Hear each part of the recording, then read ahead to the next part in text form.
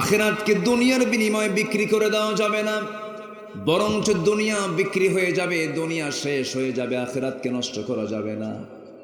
আমার বন্ধুগণ, যুগে যুগে সাহাবে কেরামদের ইতিহাস এমন ছিল। একজন সাহাবীর ইতিহাস টেনেই মূল আয়াতের দিকে আস্তে আস্তে চলে যাবে। একজন সাহাবীর নাম হলো আব্দুল্লাহ জুল বাজাদাইন নামে একজন সাহাবী। মক্কা এবং মদিনার ঠিক মাঝখানে তার বাড়ি, ঠিক মাঝখান বরাবর তার বাড়ি। বাবাটা ছোট্টবেলায় দুনিয়া থেকে বিদায় নিয়েছেন, এতিম ছিলেন, চাচার কাছে মানুষ হয়েছিলেন। চাচা তার নামের জমি দলিল করে দিয়েছিল। এতিম ভাতিজা দেখাশোনা করে বড় করেছে। কিন্তু হেদায়েতের মালিক তো আল্লাহ তাআলা। ওই যুবকটা কালেমা পড়ে মুসলমান হয়ে গেছে। চাচার কানে সংবাদ চলে যাওয়ার সঙ্গে সঙ্গে চাচা বলে ফেললো, ভাতিজা শুনলাম তুমি নাকি কালেমা পড়ে মুসলমান হয়েছ। ভাতিজা বলে, চাচা শুনবেন কেন, আপনিও পড়েন কালিমা, আপনার কিসমত খুলে যাবে, দুনিয়াও সুন্দর হবে, আখিরাতও সুন্দর হয়ে যাবে।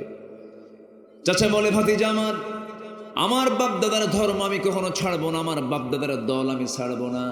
এমন লোক আমার দেশও আছে না নাই? আমার বাপদাদাও সোর, আমিও সোর, আছে কি না? সোরাঙ্গা আছে না? আছে। আমার বাপ করে গেছে অমুক দল, আমি কি সেই দলকে বাদ দিতে পারি নাকি? এমন চেতনার লোক কিন্তু সমাজে বহু পড়ে আসছে, আমরা চোখের সামনে দেখতে পাই। ভাতিজার এমন কথা শুনে চাচা খেপে গেল, রেগে গেল। এক পর্যায়ে বলে ফেললো, ভাতিজা তুমি কি জানো, তুমি যে নতুন ধর্ম গ্রহণ করলে এর ফলাফল কি হতে পারে? ইসলাম মেনে নেওয়ার ফলাফল কি হতে পারে তুমি কি জানো নাকি? সঙ্গে সঙ্গে মুস্কি হাসি মেরে বলছে, চাচা আপনি কি বলবেন জানি না, আমার গোটা দুনিয়ার সমস্ত সম্পদের চাইতে আমার দিন, আমার ইমানটার সবচাইতে বেশি মজবুত, বেশি দামি, আমার কাছে এটাই দামি। তুমি কি জানো, সমস্ত সম্পত্তিগুলো আমি তোমার থেকে জোর করে নিয়ে নেব। এবার মুস্কি হাসি মেরে বলছে, চাচা জোর করে নেবেন কেন, আমি আপোষেই দিয়ে দেব, নিয়ে নেন সবকিছু। থাপ্পড় একটা মেরে জমিনে ফেলে দিয়ে ভাতিজাকে বলল, সব দিয়ে দে। সব দিয়ে দিলেন। এক পর্যায়ে বলে ফেললো, তোর গায়ের জামাটাও খুলে দে, গায়ের জামাটাও খুলে দিলেন। এক পর্যায়ে বলে ফেললো, তোর লুঙ্গিটাও খুলে দে, লুঙ্গিটাও জোর করে খুলে নেওয়া হলো। সম্পূর্ণ অনাবৃত থাকলেন, উলঙ্গ থাকলেন। চক্ষু নিম্নগামী করে সোজা দৌড় মেরে মার দরজার কাছে চলে গেলেন। মার দরজায় নখ দিয়ে বলছেন, মা দরজা খুলবে কিন্তু আমার দিকে তাকাবে না, দিন গ্রহণ করেছে চাচা, আমার পরনের লুঙ্গিটা পর্যন্ত খুলে নিয়েছে, আমার পরার মতো কোনো কাপড় চোপড়ও নাই, মা আমাকে একটা চাদর দিয়ে দাও, কোনো মতো সতরটা ঢেকে নেই। একটা চাদর দেওয়া হলো, সতরটা ঢাকলেন আর বলছেন, মা থাকো, আমি বাড়ি ঘরে ছেড়ে দিলাম, আমি চলে যাচ্ছি নবীর দরবারে, দুনিয়ার সব ছাড়বো কিন্তু নবীর দরবার আমি ছাড়বো না। আস্তে করে তিনি রওনা দিলেন। সেই সময় ছিল শীতকাল। কি কাল ছিল বলেন? শীতকাল। আরব দেশে বছরে 1 থেকে 2 মাস পর্যন্ত প্রচন্ড শীত থাকে। সেই শীত আমার দেশও হয় না, প্রচন্ড হাড় কাঁপানো শীত। সেই শীতের ভিতরে ওই সাহাবী শুধুমাত্র একটা চাদর শুধু পরনে ছিল, চাদর, গায়ে কোনো কাপড় চোপড় ছিল না। এই খালি গায়ে শর্ট একটা চাদরটা দিয়ে কোনো মতো সতরটা ঢেকে নাভি থেকে হাঁটুর নিচ পর্যন্ত ঢেকে নিয়ে শূন্য নগ্ন দেহে রওনা দিয়েছেন। পায়ে হেঁটে হেঁটে শত শত মাইল পার হয়ে নবীর দরবারে পৌঁছে গেলেন। যখন পৌঁছে গেছেন সেই সময় ফজরের সময় হয়ে যাচ্ছে, এমন একটা সময় দরজায় নক করলেন। দরজায় নক করার সঙ্গে সঙ্গে আমার নবীজি দরজা খুলে দেখেন থরথর করে কাঁপতেছে একজন যুবক। আমার নবীজি কিচ্ছু বললেন না, সোজা ভিতরে চলে গেলেন। আমার নবীজি তার নিজের গায়ে দেওয়া বরকতি জুব্বা 2টা তার হাতে দিয়ে বললেন, ও যুবক আগে জুব্বা পড়ে এরপর কথা বলা শুরু করো। জুব্বা তার হাতে দিয়ে দিলেন, জুব্বা পড়ে ফেললেন। রাসূল বলছেন, তোমার কি পরিচয়, তোমার কোথায় বাড়ি, সব তিনি খুলে বললেন। আমার রাসূল শুনতেছেন আর চোখের পানি ফেলে ফেলে কাঁদতেছেন। আহারে, দুনিয়া বিক্রি করে কেমন কে জান্নাত কিনে নেয়, কেমন করে জান্নাত কিনে নেয়, জোরে কোন সুবহানাল্লাহ। দুনিয়া বিক্রি হয়ে গেছে কিসের বিনিময়ে? জান্নাতের বিনিময়ে। আমার নবীজি বললেন, তোমার নাম কি? আব্দুল উজ্জা না, তোমার নাম আব্দুল্লাহ? শুনেছি, সব কিছু শুনলাম, টেনশন করো না, টেনশন করো না। তোমার চাচা তোমাকে বস্ত্রহীন করেছে, আর আমি আমার গায়ের জুব্বা আমি তোমার দিয়া তোমাকে বস্ত্রওয়ালা বানায় দিলাম। জুব্বা পড়ো, যাও। আহলে সুফার সদস্য বানায় দিলেন। আহলে সুফার সদস্য হয়ে গেলেন। জোরে জোরে কোরআন তেলাওয়াত করেন তিনি। তার জোরে তেলাওয়াতটা অন্য সাহাবীদের জন্য বিব্রত হচ্ছে। এটা মনে করে নবীর কাছে সে বলছেন, ইয়া রাসূলুল্লাহ, নতুন এক যুবক ছেলে ইসলাম কবুল করার পরে এত জোরে জোরে কোরআন পড়ে আমাদের অসুবিধা হয়, একটু আস্তে আস্তে আপনি বলে দিলে পরে সে আস্তে আস্তে কোরআন তেলাওয়াত করত। রাসূল কেঁদে কেঁদে বলছেন, সাহাবীরা রে, আমার আব্দুল্লাহর তেলাওয়াতে তোমরা বাধা দিও না, কারণ আমার আব্দুল্লাহর দিন গ্রহণ করতে দুনিয়া বিক্রি করে আখিরাতকে কিনতে হয়েছে। ও জোরে পড়ে না, ওর ইমানের জোশের কারণে তার জোরে তেলাওয়াত হয়ে যায়। ওর তেলাওয়াতে তোমরা কেউ বাধা দিও না। আমার নবীজি বললেন, আব্দুল্লাহ এদিকে আসো, তুমি কি চাও বলো, তুমি যা চাইবা সেই চাওয়াটা আমি আল্লাহর কাছে চাবো, তোমার মনে কি চাওয়া বলো। হুজুর আপনি আমার জন্য দোয়া করে দেন। আমার নবীজি তার জন্য আসমানের দিকে হাত উঁচু করে চোখের পানি ফেলে ফেলে বলছে, আল্লাহ, আমার এই মজলুম, আমার এই নির্যাতিত আব্দুল্লাহ আমার সাহাবীর রক্ত মাংস তুমি কাফের বেঈমানদের জন্য হারাম করে দাও। সাহাবী কামড় মারলেন জিহবায়, জিহবায় কামড় মেরে বলছেন, ইয়া রাসূলুল্লাহ, আমি চাইলাম কি দোয়া আপনি করলেন, কি দোয়া, আমি যে দোয়া চাইছি আপনি তার উল্টা দোয়া করলেন, আমি তো শহীদ হতে পারবো না। আপনি আমার রক্তকে কাফের বেঈমানদের জন্য হারাম ঘোষণা করে দিয়েছেন, আমি তো শহীদ হতে পারবো না। কান্নায় ভেঙ্গে পড়েছেন। আমার রাসূল বলছেন, আব্দুল্লাহ রে, চিন্তা করিস না, তোর যদি শাহাদাতের তামান্না থাকে, ওয়া ইম্মা তাআলা ফিরাশিহি, তোর মরণ যদি বিছানায় হয়, আমি আল্লাহ তাআলা তোকে শহীদের দরজা দিয়ে দিবে। চলে গেলেন। আবার আমার নবীজি মদিনায় থাকাকালীন একটা যুদ্ধের ডাক চলে এলো। আমার নবীজি ওই সাহাবীকে সঙ্গে করে নিয়ে চলে গেলেন। যুদ্ধ শেষ হওয়ার পর আবার আমার নবীজি ফিরে আসতেছেন। ফিরে আসার পথে হঠাৎ করে আমার নবীর কানে সংবাদ গেল, হুজুর, আমাদের হাজার হাজার সাহাবীর মধ্যে থেকে একজন সাহাবী খুব অসুস্থ অবস্থায় বিছানায় কাতরাচ্ছে। রাসূল বলছেন, কে? ওই আব্দুল্লাহ জুল বাজাদের। রাসূল অবাক হয়ে আশ্চর্য হয়ে গেলেন। আমার নবীজি টেনশনে পড়ে গেলেন। সাহাবায়ে কেরামকে বলেন, সাহাবীরা, আমার ওই আব্দুল্লাহ জুল বাজাদের যতটুকু খেদমত দরকার 16 আনা খেদমত তোমরা করবে। খেদমতে যেন চুল পরিমাণ কোনো ত্রুটি না হয়। খেদমত করা হলো। সাহাবে কেরাম খুব যত্ন করলেন তার। কিন্তু শেষ পর্যন্ত 3 দিনের মাথায় নবীর কাছে সংবাদ এলো, হুজুর, বিশাল বড় খেদমত যত্ন করার পর আমরা তাকে রাখতে পারলাম না, সে দুনিয়া থেকে বিদায় নিয়েছে। আমার নবীজির চোখের পানি দিয়ে নবীজি কাঁদতে কাঁদতে বলছেন, সাহাবীরা, আমার আব্দুল্লাহর জানাজা কেউ পড়াবে না, আব্দুল্লাহর গোসলটা সম্পূর্ণ করে দাও। আমার আব্দুল্লাহ জানাজার দায়িত্ব আমি রাসূল নিজের কাঁধে উঠায় নিলাম। কি ভাগ্য! আল্লাহু আকবার বলেন। দুনিয়া কিনেছেন না আখিরাত কিনেছেন? আমার বন্ধুগণ, শেষ পর্যন্ত হলো কি, রাসূল জানাজায় দাঁড়ায় গেলেন। জানাজা সম্পূর্ণ হলো। রাসূল এবার বলছেন, সাহাবীরা, কবরটা কোথায় খনন করেছো, তার দাফনটা কোথায় করবে হুজুর? ওই যে 2 পাহাড়ের চিপায়, 2 পাহাড়ের ঠিক মাঝখানে আমরা কবর খনন করেছি। রাসূল বলছেন, ঠিক আছে, যখন আমার আব্দুল্লাহকে কবরের দিকে নিয়ে যাবে আমাকে যেন বাদ না দাও, আমাকেও নিয়ে যাবা, আমিও যাব। আমি কাউকে কবরে নামতে দেব না। আমি আজকে আব্দুল্লাহর লাশটা নিজের হাতে কবরে নামায় দেব। আমার নবীজি নিজে কবরে নামলেন। নিজে কবরে নেমে হাত 2টা আগায় দিলেন। বলছেন, সাহাবীরা, আমার অত্যন্ত আদরের সাহাবী আব্দুল্লাহর লাশটা আমার হাতে তুলে দাও। তুলে দেওয়া হলো। রাসূল এবার বলছেন, আবু বকর আমার কোথায়? আবু বকর কই? আমার ডান পাশে নামো। আমার ওমর কোথায়? হুজুর এই জায়গায়। আমার বাম পাশে নামো। আমার নবীর ডান পাশে আবু বকর, বাম পাশে ওমর। আমার নবীজি ঠিক মাঝখানে দাঁড়ায় লাশটার পেট বরাবর, পিঠ বরাবর হাতের মধ্যে নিলেন আর বলছেন, আবু বকর মাথাটা ধরো, ওমর পাটা ধরো। শোয়া দিলেন। শোয়া দিয়ে বলছেন, ও আমার আব্দুল্লাহ, ও আমার আব্দুল্লাহ, তুই আমার অত্যন্ত অনুগত সাহাবী ছিলি, তোকে শোয়া রাখা যাচ্ছে, শুয়ে রেখে যাচ্ছি। আমার নবীজি করলেন কি, মাথাটা কেবলামুখী করে দিলেন। কবর থেকে উঠতেছেন না। এই তিনজন সাহাবীর, দুইজন সাহাবী এবং আমার রাসূলের, এই তিন পৃথিবীর সেরা মানুষের কবরে বসা অবস্থা, কবরে দাঁড়িয়ে থাকা অবস্থায় একজন সাহাবী দেখে আবেগটাকে ধরে রাখতে পারলেন না, চিৎকার মেরে বলছে, আকাশের মালিক আল্লাহ, জমিনের মালিক আল্লাহ, আমি সাদ ইবনে আবি ওয়াক্কাস, জীবিত সাদ না হয়ে যদি মরা সাদ হতাম, ওই কবরের যদি বাসিন্দা হতে পারতাম, যে কবরের বাসিন্দার দোয়া করার জন্য পৃথিবীর তিনজন সেরা মানুষ তার কবরে নেমেছেন। জোরে বলি সুবহানাল্লাহ।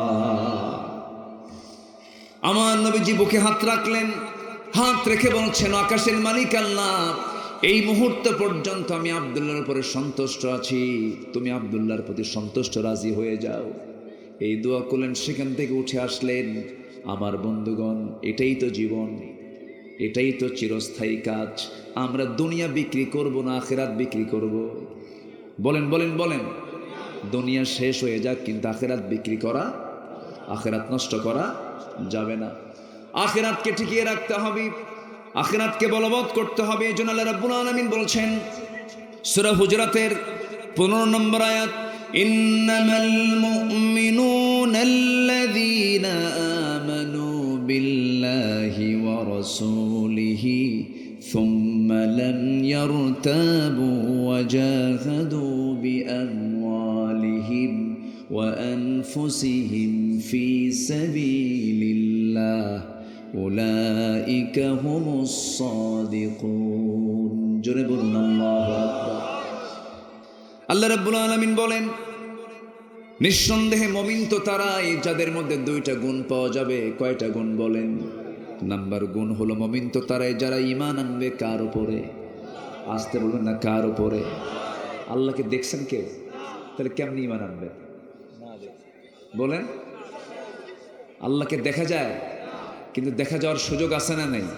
কিন্তু সেটা কি দুনিয়া না আখিরাত? সবাই কি দেখতে চাই?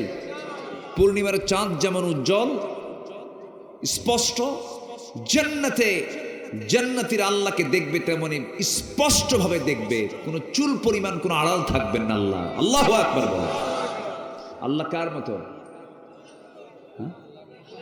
আল্লাহ আল্লাহ আল্লাহর মতো। জোরে কোন সুবহানাল্লাহ।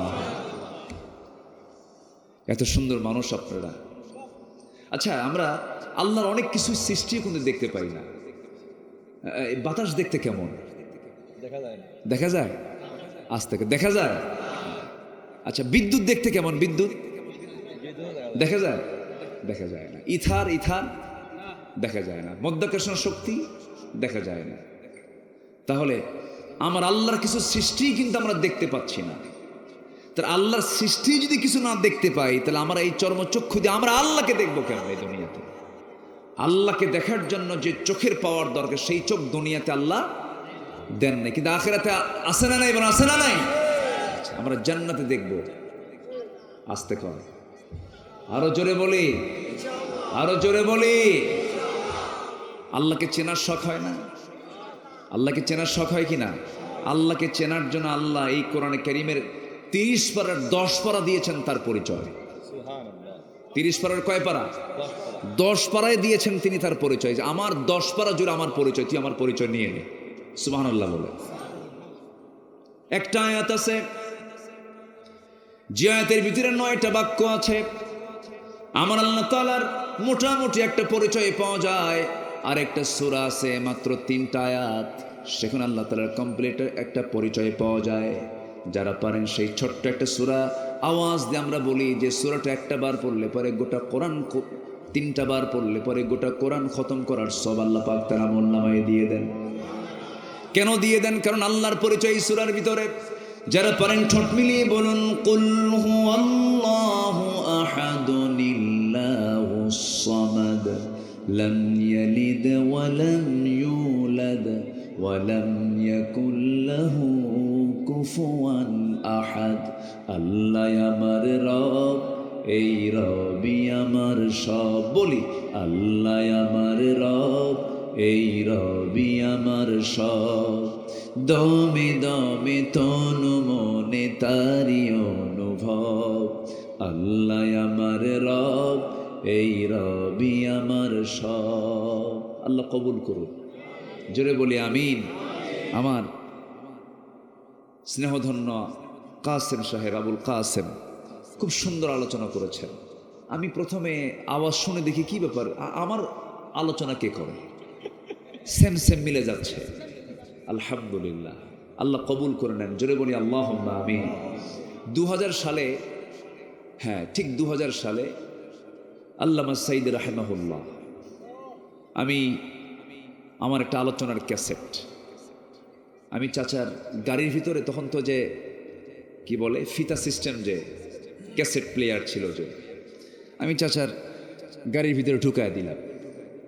উনি আমার আলোচনা সে সময় শোনেন নাই, উনি সেই সময় ডেপুটি স্পিকারের একটা প্রোগ্রাম শেষ করে উনি ফিরতেছিলেন। তো আমি ওনাকে এই আলোচনার ক্যাসেটটা ওনার প্লেয়ারে দিলাম, উনি ওয়ান করেই শুনতেছেন, প্রায় আধা ঘন্টা 1 ঘন্টা ধরে উনি আলোচনা শুনলেন। তো মাঝে মাঝে শোনেন আর মুস্কি মুস্কি হাসি মারেন। পরে এক পর্যায়ে বলেই ফেলতেছে, আমি না তুমি হয়ে গেছে। তো খুব কাছ থেকে দেখেছি, আজ থেকে 25 বছর আগের কথা। চিন্তা করুন, গাছের গোড়ায় একটা ঝাঁকি দেওয়া হবে, মামু বাড়ি দিল্লি গিয়ে পড়বে। কি ঠিক আছে না? ঠিক হয়েছে কি না? ঠিক হয়েছে। এমন একটা সময় আসবে, এমন একটা দিন আসবে, এই নাস্তিকরা পালানোর জন্য একটা ইঁদুরের গর্ত খুঁজে পাবে না।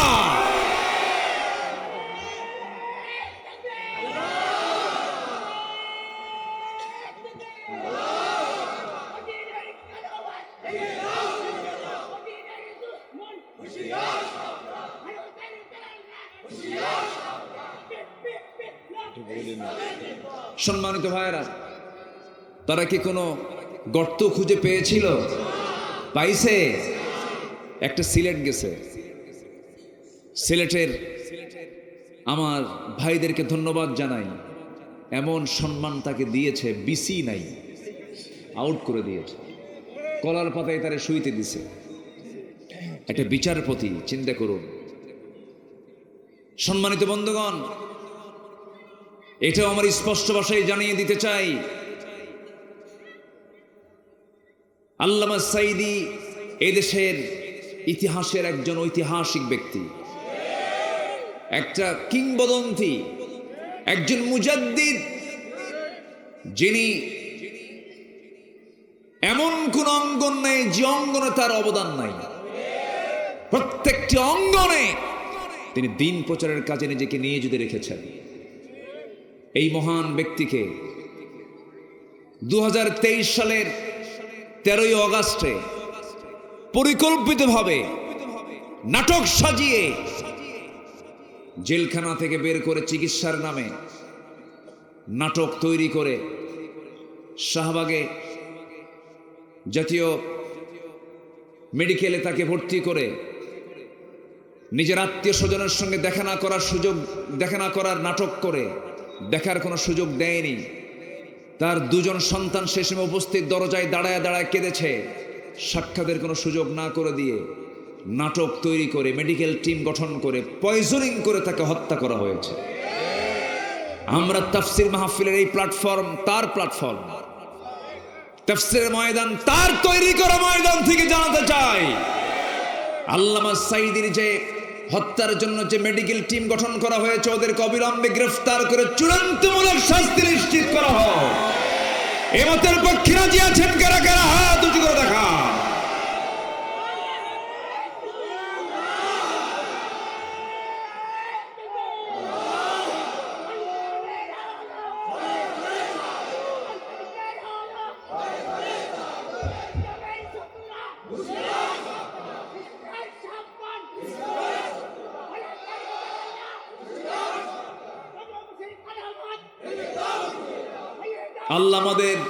আল্লাহ আমাদের সকল নিয়তকে কবুল করুন, জোরে বলি আমিন। এদেশের শেকড়ে ইসলাম আছে, কেউ ইসলামকে নির্মূল করতে পারবে না। ইসলাম কারো বাবার না। তোমরা কেউ বাপ নিয়ে ব্যস্ত থাকো, কেউ স্বামী নিয়ে ব্যস্ত থাকো, কারো বাবার দেশ, কারো স্বামীর দেশ, মাঝখান দিয়ে আমরা শেষ। আমাদের কেউ লাগবে না, আমাদের দরকার কাকে? আল্লাহকে। আমরা ইমান আনবো ভালো করে, জোরে বলি ইনশাআল্লাহ। আমার দেশে কিন্তু বহু লোকের নামও আছে ইমান আলী, নামাজ পড়ে না, আছে কি না? ওই ইমান আনলে হবে না। নাম হলো রমজান আলী, নাম কি? দুপুরবেলা ভাত খায় রমজান মাস। নাম হলো ফজর আলী, ঘুম থেকে ওঠে 10টার দিকে, হয়েছে ফজরে, নাম রাখছে ফজর আলী, কিন্তু ফজরে সে আর ওঠে না। নাম হলো জামাত আলী, ওইদিকে সে গাজার জামাতে থাকে, নামাজ নাই। নাম হলো আতর আলী, পকেটে গাজার গন্ধ। নাম হলো বাদশা মিয়া, ভিক্ষা করে, নাম কি? বাদশা মিয়া। নাম হলো খোকা মিয়া, বয়স হলো 80 বছর, খোকা মিয়া। তো নাম দিয়ে তো কাজ হবে না, লাগবে হচ্ছে আমল। নাম কি লাগবে, কি বলেন তো? আমলহীন ইমানের কোনো মূল্য নাই, আবার ইমানহীন আমলের কোনো মূল্য নাই। ইমানও দরকার, আমলও দরকার। আল্লাহ রাব্বুল আলামিন এখানে একই কথাই বলছেন, ইন্নামাল মুমিনুনা আল্লাযীনা আমানু বিল্লাহি ওয়া রাসূলিহি সুম্মা লাম ইয়ারতাবু। যারা ঈমান আনবে আল্লাহর উপরে, নবীর উপরে, সন্দেহ ছাড়া, কি ছাড়া বলেন? এই সন্দেহ দূর করার জন্য জ্ঞানের দরকার আছে না নাই? আসতে বলবেন না, আছে না নাই? আল্লাহর সৃষ্টি যদি আমরা এই চোখে না দেখতে পাই, আমরা আল্লাহকে দেখতে পাবো কেমনে? নাস্তিকরা কয় আনসিন ইজ নাথিং। কমিউনিস্ট পার্টির নেতা এই কুষ্টিয়াতেও আছে, কিন্তু এখন ভিতরে, এখন কোথায়? ভিতরে ইনুমিনু সব ভিতরে ঢুকে আছে, খুব লাফালাফি করছে, সব কিছু করেছে। আমার বন্ধুগণ, তাদের থিওরি হলো আনসিন ইজ নাথিং, যা দেখা যায় না, বিশ্বাস করা যায় না। কিন্তু আপনি তো নিজের মার পেটের মধ্যে 10টা মাস ছিলেন, আপনি দেখেন নাই, কিন্তু মাকে বিশ্বাস করে নিয়েছেন। এরপরে আপনি বাতাসকে বিশ্বাস করে নিয়েছেন, আপনি বিদ্যুৎকে বিশ্বাস করে নিয়েছেন না দেখে। যদি না দেখে বিশ্বাস না করেন, আপনাকে বিদ্যুৎ লাগায় দিলে টের পাবেন। আমার বন্ধুগণ, আল্লাহকে না দেখে বিশ্বাস করতে হবে, এটাই হলো ঈমান। না দেখা, যেটা দেখা যায় না তার শক্তি সবচেয়ে বেশি হয়। বাতাস দেখা যায় না, কিন্তু শক্তি কম না বেশি? বেশি। ইথার অনেক শক্তিশালী, মধ্যাকর্ষণ শক্তি অনেক শক্তিশালী। আল্লাহ রাব্বুল আলামিন বলছেন, আল্লাযীনা ইউমিনুনা বিল গায়ব ওয়া ইউকিমুনাস সালাতা ওয়া মিম্মা রাযাকনাহুম ইউনফিকুন। জোরে বলি আল্লাহু আকবার। ঈমানটাই শুরু হয়েছে আগে অদৃশ্য দিয়ে, দেখা যাবে না আল্লাহকে, কিন্তু আল্লাহকে তুমি একদিন পেয়ে যাবে। তুমি যদি 1 হাত আল্লাহর দিকে আগাও, আল্লাহ তোমার দিকে 10 হাত আগাবেন। তুমি যদি আল্লাহর দিকে হেঁটে হেঁটে যাও, আমার আল্লাহ তোমার দিকে দৌড়ায় যাবেন। আল্লাহ আমাকে জান্নাত দিতে চান, আল্লাহ আমাকে মাফ করে দিতে চান। দুনিয়ার কোনো থানায় যদি একবার আমার নাম কালো তালিকায় চলে যায়, সারা জীবন আমি যদি ভালো কাজও করি, হজ করে আসলাম, ভালো মানুষ হয়ে গেছি, থানার ওই কালো তালিকায় নামটা সারা জীবন থেকে যায়। কিন্তু বান্দারে, যত গুনাহ করিস না কেন, যত পাপ করিস না কেন, একবার যদি তওবার মতো তওবা করে যদি আল্লাহর পথে একটাবার আসতে পারিস, আমার আল্লাহ তাআলা জাহান্নামের তালিকা থেকে তোর নামটা মুছে দিয়া তোর নামটা আল্লাহ রাব্বুল আলামিন জান্নাতের তালিকায় তোর নামটা আল্লাহ রাব্বুল আলামিন তুলে দেয়। আমার প্রতি দয়া বেশি কার? আমি আল্লাহকে বেশি ভালোবাসি না আল্লাহ আমাকে বেশি ভালোবাসেন? আল্লাহ আমাকে বেশি ভালোবাসেন। এই জন্য আল্লাহকে সবচেয়ে কাছে টানতে হবে, আল্লাহর প্রতি বিশ্বাস, আস্থাটা সবচেয়ে বেশি থাকতে হবে। এই জন্য দুনিয়াবী জীবনে আখিরাতের প্রস্তুতি নেওয়ার জন্য 15টা কাজ আমরা শিখে যাব। কয়টা কাজ শিখবো আমরা বলেন? 15টা কাজ আমরা শিখে যাব। পয়েন্ট ছাড়া কোনো কথা বলি নাই জীবনে, একটু পয়েন্টগুলো আজকে শিখে যান। আজকে আলোচনা সম্পূর্ণ আজকে এই বছরে নতুন করছি, বসে বসে আজকে চিন্তা করেছি আজকে চুয়াডাঙ্গাবাসীকে কি শোনাবো, স্টাডি করে মঞ্চে উঠেছি। একটু মনোযোগ দিয়ে কথাগুলো শোনেন। 1 নাম্বার কাজ হলো ঈমান আনবো কার উপরে বলেন? আজকে কার উপরে? সন্দেহ নিয়ে না দ্বিধাহীন? সন্দেহ না দ্বিধাহীন? দ্বিধাহীন। আপনাদের সঙ্গে কথা বলে আমি খুব মজা পাই, জানেন, আপনাদের ভাষাগুলো বইয়ের ভাষার মতো। বলি আলহামদুলিল্লাহ। এই যে দ্বিধাহীন বললাম, সন্দেহ বললাম, এগুলো কথা অনেক এলাকায় বুঝি না। আর আপনারা যা বলেন আমরাও বুঝি না, এত সহি শুদ্ধ ভাষা আপনাদের। বলি আলহামদুলিল্লাহ। আমার তো মনে হয় বলা হয় যে বাংলার উৎপত্তি হয়েছে নদিয়া থেকে। নদিয়াতে স উচ্চারণ করতে পারে না, সালাম দিতে না কয় আসসালামু আলাইকুম, হয় না। সুবহানাল্লাহ পড়া কয় সুবহানাল্লাহ। নদিয়ার চেয়েও আপনাদের এই কুষ্টিয়ার ওই অঞ্চল না, কুমারখালী, খোকসা, ওগুলো প্যাঁচ লেগে গেছে, গেদা বা কি যাও এরকম টানটুন মারে না, এরকম আছে না, এরকম টানটুন মারে। চুয়াডাঙ্গার সাথেও কিন্তু কুষ্টিয়ার মিল নাই। চুয়াডাঙ্গা আর হচ্ছে কি বলে না, চুয়াডাঙ্গার সাথে আরেকটা আছে মেহেরপুর, মেহেরপুর, মেহেরপুর, চুয়াডাঙ্গার মেহেরপুর, এই দুটো অঞ্চলের ভাষাটা একদম বইয়ের মতো ভাষা, বলি আলহামদুলিল্লাহ। যশোর যাবেন একটু সমস্যা আছে, সাতক্ষীরার সমস্যা আছে, নোয়াখালীতে কোনো সমস্যা নাই। আচ্ছা সমস্যা আছে, এ কিটা কয় হাসানি, হ্যাঁ বহুত, মানে তাদের মধ্যে আবার প্যাঁচ বেশি। আর সিলেট তো কথাই নাই, সিলেট তো আরো জটিল ভাষা, খিতা খবর বালানি, খিদা মত মতলা রে বা, এই একটা জটিল ভাষা। তো যাই হোক, আপনাদের ভাষাগুলো খুব সুন্দর। আমরা আল্লাহকে বিশ্বাস করেছি, সন্দেহ না দ্বিধাহীন, কোনো দ্বিধা নিয়ে, সন্দেহাতীত, একদম কোনো সন্দেহ রাখা যাবে না আমার আল্লাহ আছেন না নাই। এই বিশ্বাস তৈরি করার জন্য কোরআনের 3 ভাগের 1 ভাগ পরিচয় কার? আল্লাহ। সূরা ইখলাস পড়লাম, এখন একটা আয়াত আছে যে আয়াতটা হলো সমস্ত আয়াতের শ্রেষ্ঠ আয়াত। আল্লাহু আকবার বলেন। তাও কাকে নিয়ে? আসতে বলে কাকে নিয়ে? আল্লাহকে নিয়ে। যে দোয়াটা পড়লে পরে বাড়িতে চোর ঢুকবে না, যে আয়াতটা পড়লে পরে সন্তান ডেলিভারি হয় না, ডেলিভারি হয়ে যাবে, যে আয়াতটা পড়লে পরে অসুস্থতা দূর হয়ে যাবে, যে আয়াতটা পড়লে পরে সমস্ত মুশকিলগুলো আসান হয়ে যাবে, যে আয়াতটা পড়লে পরে সমস্ত শত্রুতা দূর হয়ে যাবে, যে আয়াতটা পড়লে পরে একমাত্র মৃত্যু রোগ ছাড়া সকল সমস্যার সমাধান হয়ে যাবে, সেই আয়াতটা হলো, যারা পারেন ঠোঁট মিলিয়ে বলুন আল্লাহু লা ইলাহা ইল্লাহু আল হাইয়ুল কাইয়্যুম লা তাখুযুহু সিনাতুন ওয়ালা নাওম লাহু মা ফিস সামাওয়াতি ওয়া মা ফিল আরদ মান যাল্লাযী ইয়াশফা'ু 'ইনদাহু ইল্লা বিইذনিহি يعلم ما بين أيديهم وما خلفهم ولا يحيطون بشيء من علمه إلا بما شاء وسع كرسيه السماوات والأرض ولا يؤوده حفظهما وهو العلي العظيم জোরে বলুন আল্লাহু আকবার। এই একটা আয়াত, শ্রেষ্ঠ আয়াত এটা। শ্রেষ্ঠ সূরা একটা আছে যে সূরাটা পড়লে পরে সব রোগ থেকে বান্দা হেফাজত হয়ে যায়।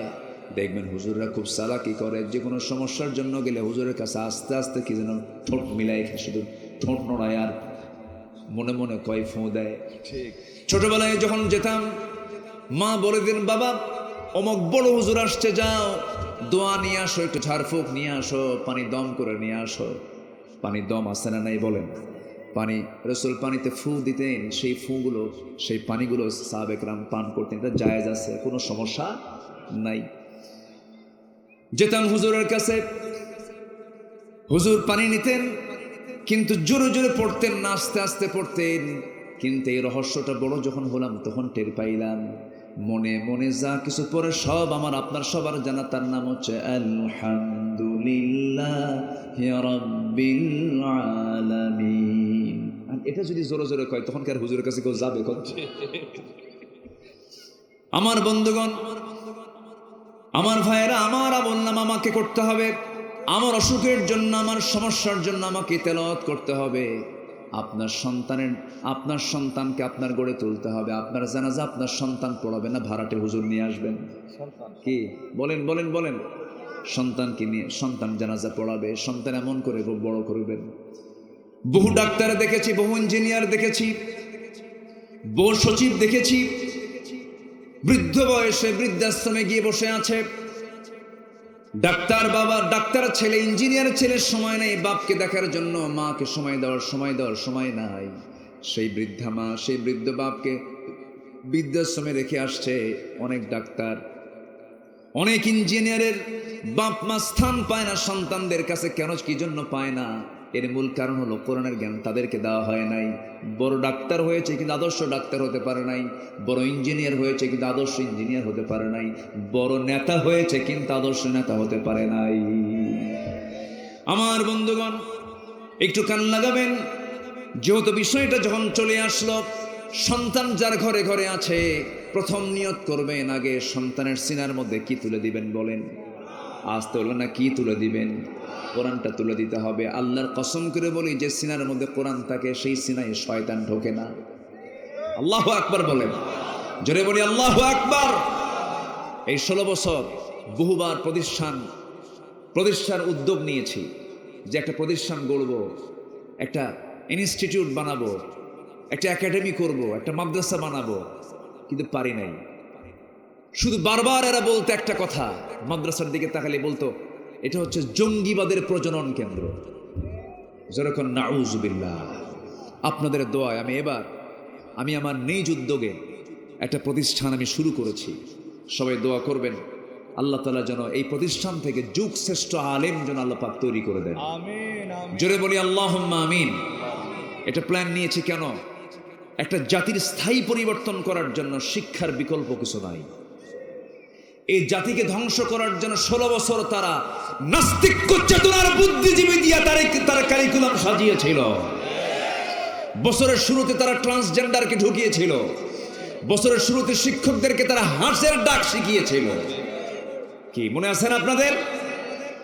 আমরা সব কিছু চেঞ্জ করার আগে আমরা শিক্ষার সিস্টেমটাকে আগে চেঞ্জ করব। জোরে বলি ইনশাআল্লাহ, আর জোরে বলি ইনশাআল্লাহ।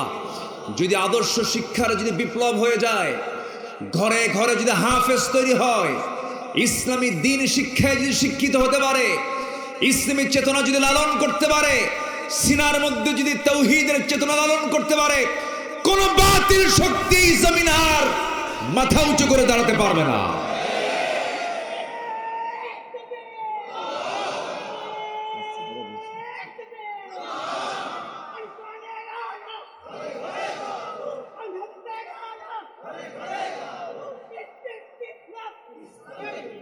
আমরা ডাক্তার বানাবো, কিন্তু ডাকাত ডাক্তার নয়, আদর্শ ডাক্তার, ঠিক কিনা?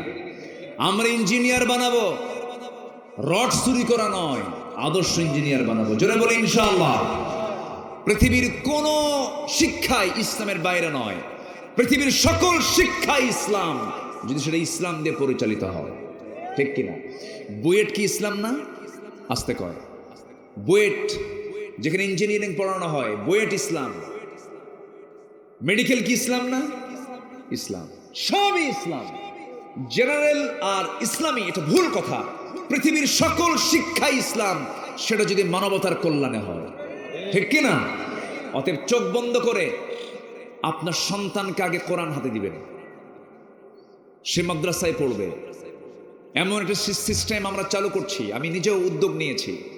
আপনার ছেলে ক্লাস 5-এর ভিতরে 10 থেকে 11 বছরের মধ্যে সে হাফিজুল কোরআন হয়ে যাবে, এবং সাথে জেনারেল সাবজেক্ট বাংলা, ইংরেজি, আরবি এগুলো সে শিখে যাবে অটোমেটিক্যালি। সে সুন্দর তেলাওয়াত শিখবে, আন্তর্জাতিক মানের। তার সে বাচনভঙ্গি, সেই স্পিকিং পাওয়ার তার থাকবে, সুন্দর করে ঢেলে সাজা। সে নাটক করবে, ইসলামী নাটক করবে, অভিনয় শিখবে, ইসলামী অভিনয় শিখবে। এরপরে এই সন্তানটা ক্লাস 5 যখন পার হলো, সে যদি চায় যে আমি মেডিকেলের দিকে যাব, যাবে। ইঞ্জিনিয়ারিং দিকে যাবে, হ্যাঁ চলে যাবে। সে কোনো সাবজেক্ট নিয়ে অনার্স পড়বে, ইংলিশ নিয়ে পড়বে, কোনো সমস্যা নাই। কিন্তু একটা বিল্ডিং এর আগা মজবুত করা দরকার না গোড়া মজবুত করা দরকার? ইসলাম আগে একটা বিল্ডিং মজবুত করার জন্য আগা দরকার না আগে গোড়া দরকার? গোড়া যদি সঠিক মজবুত হয়, আগায় যদি একটু রড কমও থাকে, সমস্যা নাই। আমরা গোড়াটাকে মজবুত করতে চাচ্ছি। আপনারা দোয়া করবেন না? সবাই দোয়া করবেন তো?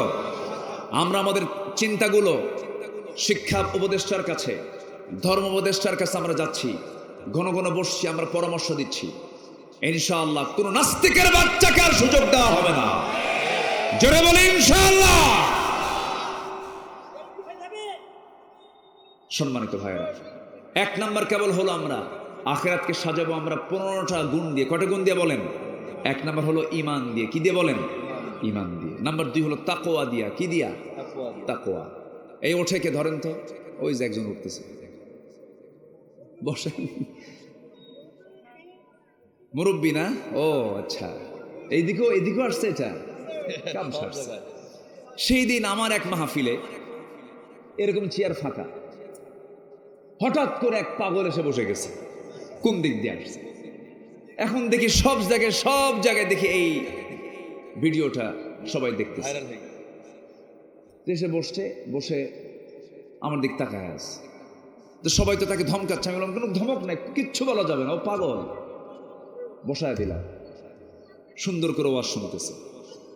এক পর্যায়ে দেখি রাতের বেলা ও রঙিন চশমা চোখে দিয়ে আছে, আর সবাই এখন ওর দিক তাকায় আছে।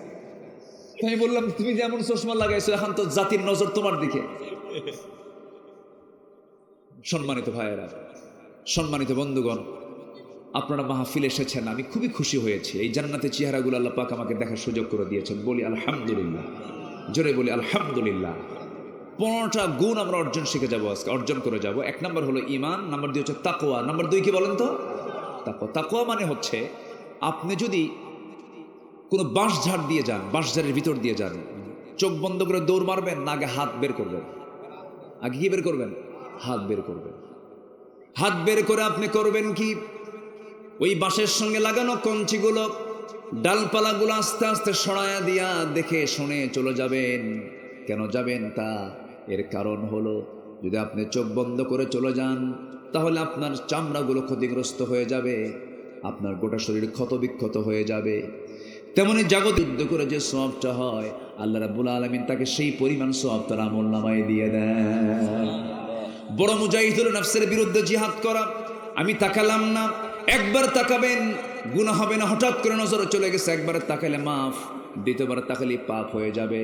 আজ থেকে প্রায় 18 বছর আগে কোন এক মাহফিলে বললাম, একবার তাকালে গুনাহ হয় না, একবার তাকালে মাফ হয়ে যায়। একবার এক যুবক পাশে থেকে দাঁড়ায় বলে, হুজুর আপনি বললেন একবার তাকালে সওয়াব পাওয়া যায়, একবার তাকালে গুনাহ হয় না, তাহলে এক নজরে 1 ঘন্টা এক তালে তাকালে কি গুনাহ হবে নাকি? দেখছেন? জোরে করে নাউজুবিল্লাহ। আল্লাহ তো আপনার নিয়তটা বুঝবেন, এই জন্য হারাম কাজে যাওয়া যাবে না। আজকের মাহফিলে বহু মা বোন আসছেন, মা বোনদেরকে বলবো পুরুষদের চোখ থেকে আপনার বাঁচতে হবে। পুরুষদের চোখ হলো এমন একটা চোখ, বদ নজর। কি নজর বলেন? বদ নজর। আপনি অসুস্থ হয়ে যাবেন, আপনার ঈমানটা নষ্ট হয়ে যাবে, আপনার কারণে যুবকের ঈমানটা নষ্ট হয়ে যাবে। আবার কিছু অসভ্য স্বামী আছে, বিয়ে শাদী হওয়ার পরেও দেখবেন স্বামী স্ত্রী, স্বামীর জন্য স্ত্রী, স্ত্রীর জন্য স্বামী। কিন্তু কিছু স্বামী আছে বউকে ব্যক্তিগত সম্পদ না মনে করে জাতীয় সম্পদ মনে করে। চুয়াডাঙ্গা মনে হয় নাই? আসতে বলবেন না, আছে না নাই? বউটাকে দেখায় সবাইকে দেখায়, গণহারে আছে না, দেখায় আর বলে দেখতো রে আমার বউটা কেমন রে দেখতে, আছে নাকি? এরকম আছে নাকি? এবং ও তাই না? আচ্ছা, যে বাজার করতে না, আচ্ছা। তো মানে এমন দেখায় মানে কারোর যেন নজর না বাদ পড়ে। এখন একটা আপডেট হুন্ডা যেগুলো আছে R15 লেটেস্ট ভার্সন, তো এই হুন্ডাগুলোর আবার প্যাসেঞ্জার সিট হলো নিচতলা না দোতলা, আর ড্রাইভিং সিট হলো নিচতলা। ড্রাইভিং সিট কি? নিচতলা। তো নিচতলায় ড্রাইভার থাকে, অর্থাৎ স্বামী থাকে, আর উপরতলায় বউকে বসায় দেয় যেন জাতির দেখতে যেন অসুবিধা না হয়। আচ্ছা, হুন্ডায় চড়ায় দিল। হুন্ডা যখন চালাবে, হুন্ডার আওয়াজ তখন ইদানিং কম। আগে যে হোন্ডা কোম্পানির যে হোন্ডাগুলো ছিল সে খুব ফটফট আওয়াজ হতো, সবাই শুনতো যে একটা হোন্ডা যাচ্ছে। এখন আবার হোন্ডার আওয়াজটা আছে একটু কম, মেশিনগুলো আলাদা সিস্টেম। এই আওয়াজ যদি না পায় তাহলে জাতি দেখবে কেমনে? যেদিক দিয়ে হাওয়া বের হয়, ধোঁয়া বের হয়, ওটার নাম কি? ওটা খুলে ফেলে। ওটা খুললে আওয়াজ হয় ছোট না বিকট? বিকট আওয়াজ যখন যেখানে হয় সেদিকে নজর জাতির যায় কিনা বলেন? তো ওই জাতির নজর যেন ওইদিকে যায়, স্যালেঞ্জার খুলে ফেলছে। এখন তুই তাকাবি না কেন? একদিকে আওয়াজ, আরেকদিকে বউটা উলঙ্গ, তাও আছে একতলায় না দোতলায়? এক টান মারছে একদম দর্শনা থেকে একদম চুয়াডাঙ্গা পর্যন্ত। এক টানে এমন টান মারছে, সবাই তো হা করে তাকায় আছে, এ কি যায় এটা। দিল, জাতিকে দেখায় দিল। সন্ধ্যার আগ দিয়ে নদীর কূলে দাঁড়ায়া, পদ্মার পাড়ে দাঁড়ায়া, এখন বউটাকে সুন্দর করে লাল শাড়ি দিয়া, অর্ধলগ্ন করে, মাথার চুল ছেড়ে দিয়া, ঠোঁটে লাল লিপস্টিক লাগায় দিয়া, কপালে একখান টিপ লাগায় দিয়া, আর গালগুলে কি আটা ময়দা লাগায় দিয়া, সাজগুজ কইরা 16 Pro Max আইফোন, মানে নর্মাল ফোন দিয়ে তো ছবি ক্লিয়ার হবে না, একদম আপডেট ফোন দিয়ে একটা ছবি তুলে ফেসবুকে পোস্ট করিয়া লেখে ক্যাপশন, প্রিয় ভাইয়ের আসুন আমার বউটাকে সবাই মিলে জামাতের সাথে দেখি। জোরে কোন নাউজুবিল্লাহ, জোরে বলি নাউজুবিল্লাহ। এরকম জনহিতৈষী, জনদরদি কিছু চরিত্রহীন লম্পট আছে না নাই? আসতে বলবেন না আছে না নাই? বউ কি জাতীয় সম্পদ না ব্যক্তিগত? ব্যক্তিগত। তাকে পর্দায় রাখার দরকার আছে না নাই? আসতে বলবেন না আছে না নাই? একটা নারী 4 জন পুরুষকে জাহান্নামে নিয়ে যাবে। কয়জনকে? 4 জনকে নিয়ে যাবে। এখানে 4 জনই বসে আছে, এখানে 4 জনই বসে আছে। বড় ভাইকে জাহান্নামে নিয়ে যাবে, স্বামীকে জাহান্নামে নিয়ে যাবে, বাবাকে জাহান্নামে নিয়ে যাবে, এরকম করে বড় ছেলেকে জাহান্নামে নিয়ে যাবে। এই জন্য বড় ছেলে হিসাবে, স্বামী হিসাবে, বাবা হিসাবে, ভাই হিসাবে সবার দায়িত্ব আছে না নাই? এটা খেয়াল করতে হবে। আল্লাহ তাআলা মেয়েদেরকে সৌন্দর্য দিয়েছেন, সেই সৌন্দর্যের পসরা তারা পরপুরুষকে দেখাবে না, স্বামীকে দেখাবে। তারা সুন্দর করে সাজগুজ করবে, তারা কোনো সমস্যা নাই। কিন্তু পরপুরুষকে দেখানো যাবে না। মার্কেটিং যদি করতেই হয় একা যাওয়া যাবে না, সাথে স্বামীকে নিয়ে সাথে যেতে হবে। হ্যাঁ, আপনি যেতে পারবেন, কিন্তু পর্দার নিয়ম রক্ষা করে স্বামীকে নিয়ে যাবেন, কোনো সমস্যা নাই। আমার নবীজি মেয়েদের কণ্ঠের আওয়াজটাকেও পর্দার আওতাভুক্ত করে দিয়েছেন। মেয়েরা যখন কথা বলবে নিক্কণ সুরে না, ডাইরেক্ট কথা বলবে। অকুলনা কওলাম মারুফা। এমনকি মেয়েরা যখন কথা বলতে নেবে পরপুরুষের সঙ্গে মুখের মধ্যে নখ ঢুকায় দেবে। কি ঢুকায় দেবে বলেন? এগুলো হচ্ছে তাকওয়া। এগুলো কি তাকওয়া? মুখের মধ্যে নখ ঢুকায় দেবে। কথা যেন এলোমেলো হয়ে যায়, কথার মধ্যে যেন কোনো সৌন্দর্য না থাকে। কিন্তু আজকে দুঃখজনক হলো সত্য, মোবাইলটা বন্ধ। দুঃখিত, এই কথাটা পুরুষ কয় না মহিলা কয়। লিফটে চড়বেন, লিফটে 2nd ফ্লোর 1st ফ্লোর, পুরুষ কয় না মহিলা কয়? মহিলা বলে। আবার কোনো রিসেপশনে, কোনো একটা অফিসে ঢুকবেন, কর্পোরেট বিল্ডিংয়ে ঢুকবেন, সেই জায়গার মূল ফটকে দাঁড়ায় আছে পুরুষ না মহিলা? চুল ঢাকা না চুল খোলা? চুল খোলা। যদি কেউ ঢুকতে নেয়, ঢোকার সঙ্গে সঙ্গে একটা সালাম মারে, আসসালামু আলাইকুম, কি আছে কিনা বলেন? সালাম কালাম দিয়া সিহারা দেখাইয়া সিহারা বিক্রি করে মাসে মাসে বেতন নেয়। মেয়েরা কি চাকরানি না রাজরানী? মেয়েদের মর্যাদা ইসলাম কি দিয়েছে? চাকরানি না রাজরানী? কিন্তু আজকে মেয়েরা কি? চাকরানি। পুরুষরা হলো চাকর। পুরুষরা কি? পুরুষরা নারীর চাকর। পুরুষরা নারীর কি? বলেন বলেন, পুরুষরা নারীর কি? মেয়েরা হজে যাবে, সাথে যাবে কে? স্বামী নাই, কে যাবে? বাবা। বাবা নাই, কে যাবে? চাচা। চাচা নাই, কে যাবে? মামা। বলেন, মামা নাই, কে যাবে? নিজের ছেলে। ছেলে নাই, ভাতিজা যাবে। কি আছে না নাই? অপশন আছে না নাই? কেউ না কেউ তার চাকর হবে। কোন নারী একা যেতে পারবে না, তার সঙ্গে হেল্পার থাকবে। হেল্পার হলাম আমরা, আর তার হলো মালিক। আল্লাহু আকবার বলেন। ওরা কয় না, আমরা হেল্পারই থাকবো, আমরা রাজধানী থাকবো না, আমরা চাকরানি হয়ে যাবো। মার্কেটে যায় কি ঢং ঢং করে চলে যায়। মাথার চুল ছেড়ে দেওয়া, চোখ সাজানো, নাক সাজানো, মুখ সাজানো, মাথা থেকে পা পর্যন্ত সাজগুজ কইরা, 3 পিস পইরা, সাইড একখান ভ্যানিটি ব্যাগ নিয়া, হাই হিল লাগায়া, পেন্সিল হাই হিল লাগায়া চলতেছে। একদম চলে গেল মার্কেটে। স্বামীকে এক ধমক দিয়া কই, তুমি কি মার্কেট বুঝো? তুমি তো কচু বুঝো। শাড়ির দাম নিয়ে আসো, 300 টাকার শাড়ি তুমি 3000 টাকা দিয়ে নিয়ে আসো। ধমক একখান মেরে বউকে রেখে সন্তান স্বামীর কোলে দিয়া বলে, বউ সন্তানটা রাখো, 1.5 বছর বয়স, তুমি দুধ খাওয়াও। স্বামীকে দুধ খাওয়ানোর দায়িত্ব দিয়ে চলে গেছে মার্কেটে। এমন বউ আছে না নাই? আসতে বলবেন না আছে না নাই? চলে গেছে মার্কেটে যায়া দোকানদারের সামনে ঠ্যাঙের উপরে ঠ্যাং তুলে দিয়া বসে দোকানদারকে লক্ষ্য করে বলে, ভাইয়া একটা শাড়ি দেখানো যাবে কি? কি সুন্দর তার বাচন ভঙ্গি দেখছেন, শব্দ চয়ন কি, ভাইয়া মানে চাচা কবে না। দোকানদার তো শব্দ শুনে শীত হয়ে পড়ছে, শাড়ি একখান বের করে নিজের গায়ে লটকা দিয়ে বলে, আপা এই শাড়ি কিন্তু আপনাকে দারুণ মানাবে। ওটা আরেক লুচ্চা, বদমাইশ আছে না নাই? আচ্ছা, ওই সময় সতর্ক যে থাকবে সেই হলো মুত্তাকি, তার নাম হলো তাকওয়া। তার নাম কি? তাকওয়া। তাকানো যাবে, দেখা যাবে, যাবে না। তাহলে জান্নাতের হুর মিস হবে। জান্নাতের কি কি মিস হবে? হুর মিস হয়ে যাবে। জান্নাতের হুর কিন্তু পচা দশা না।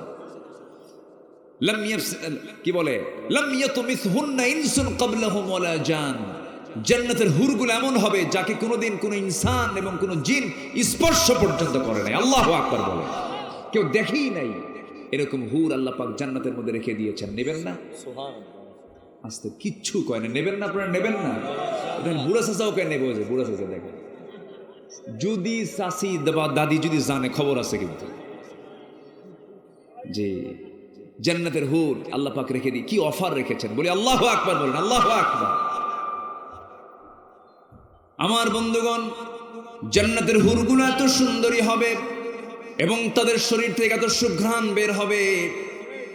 আমার বন্ধুগণ, জান্নাতের কোন রমণীর মুখের থুতু যদি জমিনে পড়তো, একটা থুতু যদি জমিনে ফেলা হতো, গোটা জমিনটা সুগন্ধে ভরপুর হয়ে যেত। জোরে বলি সুবহানাল্লাহ। তাহলে এগুলো পাওয়া যাবে ঈমান আনলে পরে, তাকওয়ার গুণ অর্জন করতে পারলে। আল্লাহ রাব্বুল আলামিন সুন্দর করে বলছেন, ইয়া আইয়ুহাল্লাযীনা আমানুত্তাকুল্লাহা ওয়া কুলু قولا سديدا يصلح لكم أعمالكم ويغفر لكم ذنوبكم। জোরে বলি আল্লাহু আকবার। নাম্বার 3 হলো ন্যায় প্রতিষ্ঠা এবং সদাচার। ন্যায় প্রতিষ্ঠা যারা করবে, সদাচার সুন্দর আচরণ যারা করবে, তাদের জন্য আল্লাহ রাব্বুল আলামিন আখিরাতটা সাজিয়ে রাখবেন। ইন্নাল্লাহা ইয়া'মুরু বিল আদলি ওয়াল ইহসানি ওয়া ইতা'i যিল কুরবা। জোরে বলুন আল্লাহু আকবার। নাম্বার 4 হলো দ্বীনের সঠিক ইলম যারা অর্জন করবে, ওই সমস্ত বান্দাদের জন্য আখিরাতটা ক্লিয়ার হয়ে যাবে। ওয়াকুর রাব্বি জিদনি ইলমা। আমার জন্য ইলমের জন্য চাইতে হবে কার কাছে? আসতে বলবেন না, কার কাছে? আসেন দোয়া করে দেই। আমরা একসঙ্গে দোয়া করবো না ইনশাআল্লাহ? আমরা একসঙ্গে দোয়া করবো তো? একটু বসে। আমার বন্ধুগণ, নাম্বার 5 হলো অধিক সংখ্যক নেক আমল করা। সব সময়ের জন্য চেষ্টা করতে হবে নেক আমলগুলো কম হওয়া দরকার না বেশি হওয়া দরকার? কম হওয়া দরকার না বেশি হওয়া দরকার? কেউ আমাকে গালি দিল, আমি তাকে গালি দেব না। কেউ আমাকে ধমক দিল, আমি তাকে ধমক দেব না। কারণ এই দুনিয়া ধমকের জায়গা নয়, এই দুনিয়া গালির জায়গা নয়, এই দুনিয়া প্রতিশোধের জায়গা নয়। এই দুনিয়ায় যারা ক্ষমা করবে, আল্লাহ তাআলা আখিরাতে তাদেরকে ক্ষমা করে দিবেন। আল্লাহ রাব্বুল আলামিন বলছেন, ইন্নাল্লাযীনা আমানু ওয়া আমিলুস সালিহাতি কানাত লাহুম জান্নাতুল ফিরদাউসি নুজুলা খালিদিনা ফিহা লা ইয়াবগুনা আনহা হিওয়ালা।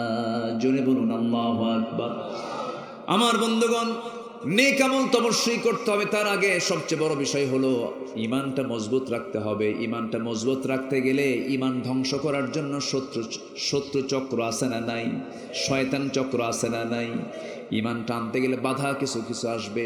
পরিবারের বাধা আসবে, সমাজের বাধা আসবে, বিভিন্ন হুমকি ধামকি আসবে। বিভিন্ন হুমকি ধামকিকে সব কিছুকে ওভারকাম করতে হবে, রক্তচক্ষুকে ওভারকাম করতে হবে। আমার বন্ধুগণ, একজন মহিলার কথা এই মুহূর্তে আমার মনে হয়ে গেল, যে মহিলাকে আল্লাহ রাব্বুল আলামিন এত বড় মডেল বানিয়ে দিয়েছেন কোরআনে কারীমের মধ্যে। তার নামে আল্লাহ রাব্বুল আলামিন বিশাল একটা ঘটনা অবতারণা করেছেন এবং সেই মহিলাকে আল্লাহ তাআলা এত দামি মহিলা হিসেবে ঘোষণা করেছেন যে কিয়ামত পর্যন্ত তার দোয়াটা আল্লাহ রাব্বুল আলামিন এই দুনিয়ার কিয়ামত পর্যন্ত সমস্ত মানুষের জন্য তার দোয়াটা কোট করেছেন কোরআনের ভিতরে। জোরে বলে সুবহানাল্লাহ। সেই মহিলাটা ছিলেন হলো একজন কাফেরের, একজন অসভ্য, অসামাজিক, একজন জালিমের বউ তিনি ছিলেন। একজন কাফেরের বউ তিনি ছিলেন। সেই কাফেরটার নাম ছিল হলো ফেরাউন। সবাই নাম শুনেছেন তো নাকি? সেই ফেরাউনের বউটার নাম কি বলেন? বলেন কি নাম? আসিয়া। কি জোরে জোরে বলতেছেন? তাহলে কি পরিচিতি তিনি অর্জন করেছেন? এই যে ফেমাস তিনি হয়েছেন ইমানের কারণে। কিসের কারণে বলেন? ইমানের কারণে। দুনিয়াতে ফেমাস হয় দুইটা দিক থেকে, এটা সুখ্যাতি আর এটা কুখ্যাতি। ফেরাউনকে চেনে না এমন কোনো লোক দুনিয়াতে আছে নাকি? ফেরাউনকে চেনে না? তো এটাও তো তার একটা নাম, কিন্তু সুনাম না দুর্নাম? সুনাম না দুর্নাম? দুর্নাম। ফেরাউনকে চেনে সবাই কেন? আসিয়ার কারণে। আসিয়াকে চেনে কেন? ফেরাউনের কারণে। একজন একদিকে সবচেয়ে ভালো, আবার আরেকদিকে সবচেয়ে খারাপ, কিন্তু তারা ছিল দুই ঘরের না এক ঘরের? বলেন বলেন, এক ঘরের। কিন্তু ইমানদারের জীবনটা হলো গচুই মাছের মতো, বাইম মাছের মতো। বাইম মাছের ছোট জাতকে কি কয় এলাকায়? বাইম মাছের ছোট জাত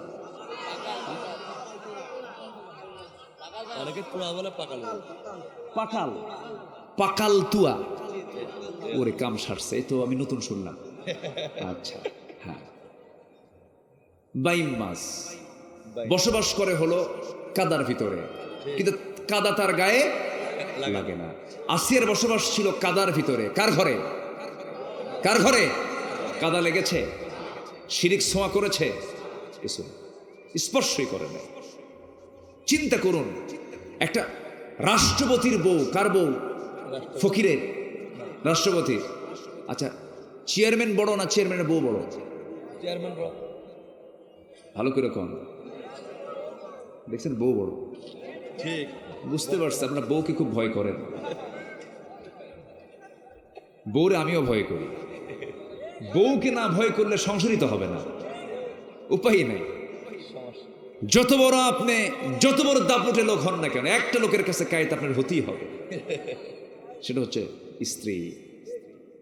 এটা আল্লাহ তাআলা একটা আলাদা নিয়ামত দিয়েছেন, বলি আলহামদুলিল্লাহ। যুবকরা যারা বিয়ে করে না তারা তো খুব আফসোস করতেছে। বিয়ে হয়ে যাবে, জোরে বলি ইনশাআল্লাহ। জি, দোয়া করে দেব। সেক্রেটারির বিয়ে হয় না এখনো, মাহফিলের সেক্রেটারি। তো সেক্রেটারি হয়তো জায়েজ হয় না। জি, বিয়ে হয়ে যাবে ইনশাআল্লাহ, জোরে বলি ইনশাআল্লাহ। আসিয়া আলাইহিস সালাতু ওয়াস সালাম বলে ফেললেন, আমার স্বামী, আমি তো কালিমা পড়ে নিয়েছি।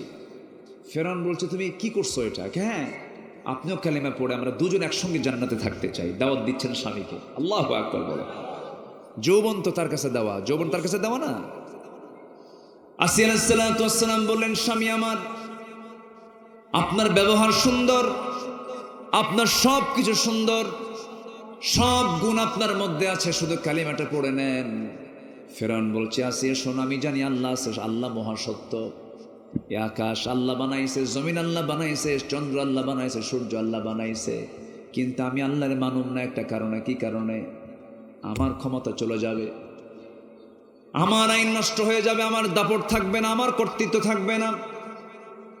শেষ পর্যন্ত আসিয়া বলে ফেলেন, স্বামী আমার, আমি আপনার পথ আমি অঙ্কন করতে, অবলম্বন করতে পারবো না। ফেরাউন বলল, আসিয়া শোনো, আমি তোমার সম্মান দিয়েছি, মর্যাদা দিয়েছি। আমার এই রাষ্ট্রের তুমি হলো second person, first lady of Egypt. এই মিশরের তুমি ফার্স্ট লেডি। তোমার দামটা আমার পরে, আমার প্রতিনিধিত্ব তুমি করবে, আমার অনুপস্থিতি তুমি আমার দায়িত্ব পালন করবে। তুমি মুসাকে ছেড়ে দাও। এবার তিনি বলছেন, আমার স্বামী, দুনিয়ার সব ছাড়বো, কিন্তু আল্লাহকে ছাড়বো না, তার পয়গম্বর মুসাকেও ছাড়া সম্ভব না। এক পর্যায়ে বলে ফেলল, ফেরাউন বলতেছে, আসিয়া শোনো, তুমি কি জানো এই পরিবারটা তছনছ হয়ে যাবে? সঙ্গে সঙ্গে তিনি বলছেন, পরিবার তছনছ হয়ে যাক, কিন্তু আমার আখিরাত তছনছ করা যাবে না। দুনিয়া দরকার না আখিরাত দরকার, দুনিয়া দরকার না আখিরাত দরকার। আজকে আমার সাবজেক্ট হলো, আমরা সাজাবো দুনিয়াকে না আখিরাতকে, আখিরাতকে সাজাবো। আসিয়া আলাইহিস সালাতু ওয়াস সালাম বলছেন, স্বামী আমার, আমি আপনাকে সম্মান করে শ্রদ্ধা করি, আপনি আমার স্বামী হন, কিন্তু আপনি আমাকে যে কাজের জন্য প্রেসার দিচ্ছেন, আপনি আমার কাছ থেকে একটা সিদ্ধান্ত জেনে নেন। আমার প্রতি ঈমান থেকে দূরে রাখার জন্য আমার প্রতি অত্যাচার যত বাড়ানো হবে, আমার ঈমান তত মজবুত থেকে মজবুত হয়ে যাবে। ফেরাউন বলল, আসিয়া তুমি কি জানো, তোমার কোন সন্তানকে আমি জীবিত রাখবো না। সব সন্তানগুলোকে এক জায়গায় করা হলো, গরম তেল টকবগে করা হলো, গরম তেলের মধ্যে সন্তানগুলোকে ফেলে দেওয়া হলো, ভাজা মাছের মতো সব সন্তানগুলো মারা গেল। আসিয়া আলাইহিস সালাতু ওয়াস সালামের সেই পেটে ধারণ করা সন্তানগুলোকে দেখছেন আর চোখের পানি ফেলে ফেলে কাঁদতেছেন। এক পর্যায়ে দেখা গেল আসিয়া আলাইহিস সালাতু ওয়াস সালাম অনড় হয়ে গেলেন। এবার বলছে, আসিয়া সব সন্তান চলে গেছে, আমার পরিবার চলে গেল, আমার সংসার চলে গেল, এখনো সময় আছে, কি করবা বলো? আসিয়া বলছেন, আমার স্বামী, আমি আমার নাকের মধ্যে জান্নাতের সুঘ্রাণ পেতেছি। শেষ পর্যন্ত হলো কি, ফেরাউন বলল, তোমার বিরুদ্ধে আমি জান্নাত হাজির করব। হামান বলে ফেলল, ফেরাউন কোনো উপায় নাই, বুকের শত্রু বড় শত্রু, আসিয়া আপনার বড় ক্ষতি করে ফেলবে, আসিয়াকে দুনিয়া থেকে বিদায় করে দেন। জল্লাদ রেডি করা হলো, জল্লাদ সামনে চলে এলো, করাত হাতে নিয়া আসিয়া আলাইহিস সালাতু ওয়াস সালামের চোখের সামনে হাজির হয়ে গেছে। মাথায় শুধু ঠেকাবে, চাপ দেবে, দুভাগ হয়ে যাবে। শেষবারের মতো ফেরাউন এসে বলছে, আসিয়া, সংসার কাটলো বহু বছর ধরে, কেমন করে তুমি সংসারগুলো নষ্ট করছো, এখনো সময় আছে। আসিয়া বলছেন, স্বামী আমার, আমাকে আপনি যত টর্চার করবেন আমার ইমান তত মজবুত হয়ে যাবে। আমি দুনিয়া থেকে বিদায় হয়ে আমি আল্লাহর ঘরের পাশে আমার ঘর বানায় নিতে চাই। সঙ্গে সঙ্গে জল্লাদকে অর্ডার করে দেওয়া হলো। জল্লাদ করলো কি, করাতটা নিয়া সোজা একদম কপাল বরাবর যখন লাগায় দিয়ে যখন করাত দিয়ে চেরা শুরু করে দিল, সেই সময় আল্লাহ পাক কোরআনে কারীমের মধ্যে তার দোয়াটা কোট করেছেন, সূরা তাহরিমের শেষের দিকে সবাই পড়বেন। আল্লাহ রাব্বুল আলামিন সেই দোয়াটা কোট করে দিয়েছেন। তিনি দোয়া করছেন, আল্লাহ তাআলা, রব্বি বিনিলি ইনদাকা বাইতান ফিল জান্নাহ ওয়ানাজ্জিনি মিন ফিরআউনা ওয়া আমালিহি। আল্লাহ, তুমি আমার জন্য বানায় দিবা একটা মাত্র ঘর। জান্নাত সর্বনিম্ন হবে 10টা পৃথিবীর মতো একটা জান্নাত, কিন্তু আসিয়া চাচ্ছেন মাত্র কয়টা ঘর? একটা ঘর চাচ্ছেন। আল্লাহকে কত কাছে টেনেছেন, আল্লাহকে দোয়া করছেন, আল্লাহর কাছে ডাকতেছেন, আল্লাহকে বলছেন, আল্লাহ তুমি আমার জন্য একটা মাত্র ঘর শুধু দিবা জান্নাতের মধ্যে। সেই ঘরটা আমি হওয়া চাই কোনো ঘরের সাথে নয়, তুমি আল্লাহ তোমার ঘরের দেওয়ালের সাথে। আমি তোমার সঙ্গে থাকতে চাই, তোমার পাশে থাকতে চাই। তুমি আমাকে ফেরাউনের অনিষ্ট থেকে বাঁচাও, এই সমস্ত অপকর্ম থেকে তুমি আল্লাহ আমাকে বাঁচায় দিয়ে আমাকে তোমার কাছে তুলে নাও। আমি তোমার নিবেদিতা বান্দা বান্দি হতে চাই। আল্লাহ তার দোয়া কবুল করলেন। কিয়ামত পর্যন্ত তার দোয়াটা সবার জন্য আল্লাহ রাব্বুল আলামিন বানায়া দিলেন। জোরে বলি সুবহানাল্লাহ। ঈমানটা আনবো, ঈমানটা মজবুত রাখবো। আমার বন্ধুগণ, নেক আমলকে বাড়ায় ফেলবো। নাম্বার 6 হলো ধৈর্যের পরিচয় দিতে হবে। নাম্বার 7 হলো আল্লাহর প্রতি ভরসা রাখতে হবে। নাম্বার 8 হলো দুনিয়াবি ভোগ বিলাসে মত্ত হওয়া যাবে না। নেতৃত্বের একটা লোভ আছে না নাই বলেন? আসতে বলবেন না, আছে না নাই? এই সমস্ত দুনিয়াবি লোভের কাছে আমরা যাব না, তবে সৎ নেতৃত্বের আবার দরকার আছে না নাই বলেন? আছে।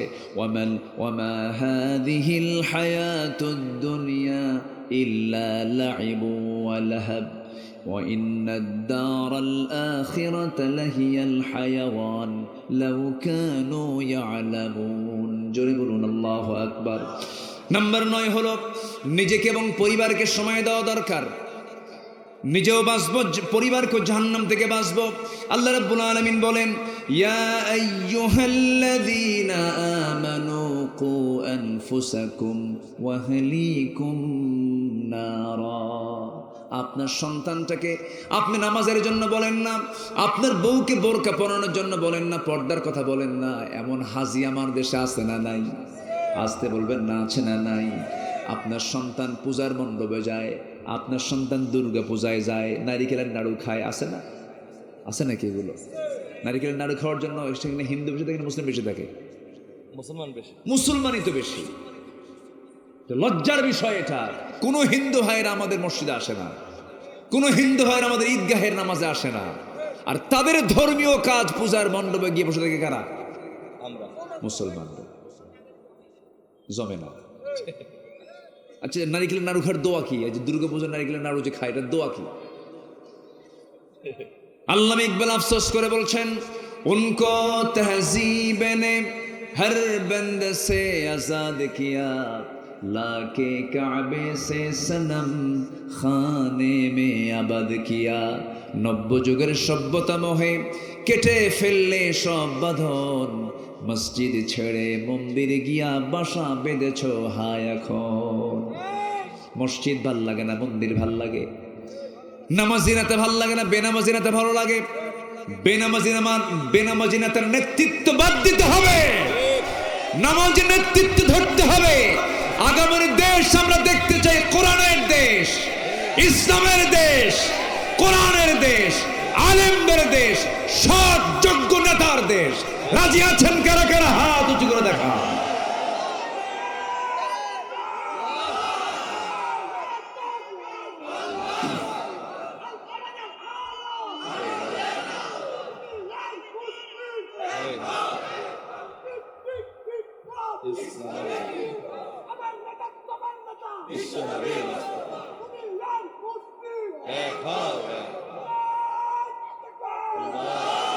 আল্লাহ কবুল করুন, জোরে বলি আমিন। ফজর নামাজ পড়বেন কারা কারা, একটু হাত তুলে দেখেন দেখি, জোরে বলি ইয়া আল্লাহ ইয়া রহমান। এদের মাহফিল কমিটির যুবকরা হাত তুলতেছে নাকি দেখেন তো সবাই। মাহফিল করলে নামাজ হবে না কেন? জোরে বলি ইয়া আল্লাহ। আমাদেরকে ফজর, জোহর, আসর, মাগরিব, ইশা 5 ওয়াক্ত সালাত আদায় করার তৌফিক তুমি আল্লাহ দিয়া দাও। জোরে বলি আমিন, আরো জোরে আমিন, আরো জোরে আমিন। আসুন আমরা আর সময়টাকে বাড়াবো না, জাস্ট 12টা বাজে এখন। আমরা আর কিছুক্ষণ চলবে ইনশাআল্লাহ, কি না? আরো চালাবো, আর কিছুক্ষণ চালিয়ে বদলবে। আপনি আমার পক্ষে থাকবেন, দেখি আপনি দেখি ওদের পক্ষে, এটা কেমন হলো? সবার নিয়ে তো থাকতে হয়। জি আলহামদুলিল্লাহ। এই যে আঙ্কেল, মুরব্বী বলা যাবে না তো, মুরব্বী এমন ভাইরাল করে দিছে, আমি কই এখন বলে আঙ্কেল বসেন, জি বসুন, আমরা সবাই বসি। হ্যাঁ, ধৈর্য ধারণ করার শক্তি দাও গো মেহেরবান, আমায় দাও গো মেহেরবান। আমাদের ওয়াজ শোনা আগে দরকার না ধৈর্য আগে দরকার? ওটা যাবে না। ধৈর্য ধারণ করার শক্তি দাও গো মেহেরবান, আমায় দাও গো মেহেরবান। বুকের ভেতর ব্যথার নদী বইছে অবিরাম, বইছে বইছে অবিরাম। ধৈর্য ধারণ করার শক্তি দাও গো মেহেরবান, আমায় দাও গো মেহেরবান। জি দোয়া এখনো চলবে, চলবে কিনা? আপনারা একমত? একমত? আলহামদুলিল্লাহ, এত সুন্দর। শরীফ ভাই কই? আপনিও শুনবেন? ভদ্র মানুষ, সারছে কাম। আল্লাহ কবুল করুন। কিন্তু ফজরের গুরুত্ব কম না বেশি বলেন তো? বেশি। হ্যাঁ, যারা নামাজি না তাদের জন্য একটু পেরেশানি কাজ করে, সব দিকে আমরা খেয়াল করব। হ্যাঁ হ্যাঁ, ফজর পড়েই যাবেন, ঠিক আছে, আপনারা ফজর পড়ে যান, আমি চলে যাই। কোরআন তেলাওয়াত আর একটা গজল বলি। জি আলহামদুলিল্লাহ। জি এই তো পেয়েছি, যতটুকু শুনেছি আমরা আমল করব। বসেন, একটু মেহরবানি করে বসুন। কেউ উঠে এই বিশৃঙ্খল পরিবেশ তৈরি করবেন না, এটা খুব আদবের খেলাফ। কিন্তু আমরা দোয়াটা সম্পূর্ণ করে যাব, জোরে বলি ইনশাআল্লাহ। তবে আজকে আমি খুবই খুশি হয়েছি আপনাদের উপরে, একটা লোক ওঠেন নাই আলোচনার মধ্যে, বলি আলহামদুলিল্লাহ, এটা ভালো দিক। আলহামদুলিল্লাহ আলহামদুলিল্লাহ। জি আপনাদের থানার নাম কি জানো? দামুর হুদা। দেখেন থানার মধ্যে কোরআন শরীফের নাম আসছে হুদা। এটা কি হুদা? এটার নাম কি বলেন? হুদা। আল্লাহ এই হুদাকে ধরার তৌফিক দাও দামুর হুদাবাসীকে, জোরে বলি আল্লাহুম্মা আমিন। জি ছোট্ট একটা তেলাওয়াতের মধ্য দিয়ে আমরা শেষ করে দেবো ইনশাআল্লাহ। তেলাওয়াত শুনবেন? গজলও শুনবেন? হ্যাঁ যাবে, কিছু লোক তো যাবেই, আটকানো কঠিন। একটা টাইম হয়ে গেলে তখন একটু 12টা বাজলেই তখন এই যে এই যে এই যে জি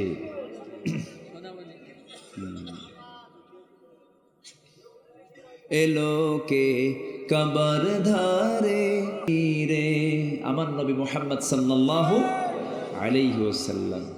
ওকে ওকে ও ওকে ও মা আমিনার কোল জোড়ে চাঁদ জানিস না কি রে, বাগিচায় ছন্দ বিলায় বুলবুলি হায়, গোলাপের অধর ভরে খুশবু ঝরে রয় না বাকি রে। এলোকে কাবার ধারে আধার চিড়ে চিনিস না কি রে, ওকে ও মা আমিনার কোল জোড়ে চাঁদ জানিস না কি রে, জানিস না কি রে, জানিস না কি রে।